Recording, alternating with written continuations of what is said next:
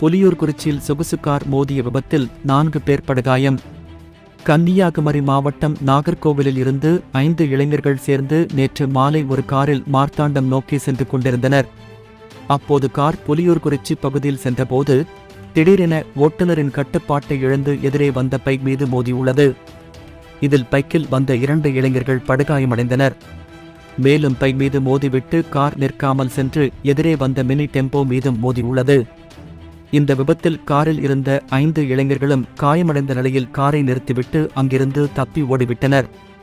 இதில் இருசக்கர வாகனத்தில் வந்த 2 மற்றும் மினி டெம்போவில் பயணம் செய்த 2 என 4 பேர் படுகாயமடைந்துள்ளனர்.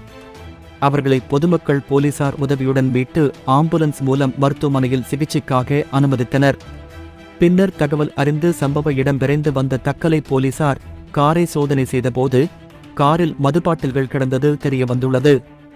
மேலும் காரில் இருந்த 5 இளைஞர்களும் மதுபோதையில் இருந்ததும் தெரியவந்துள்ளது.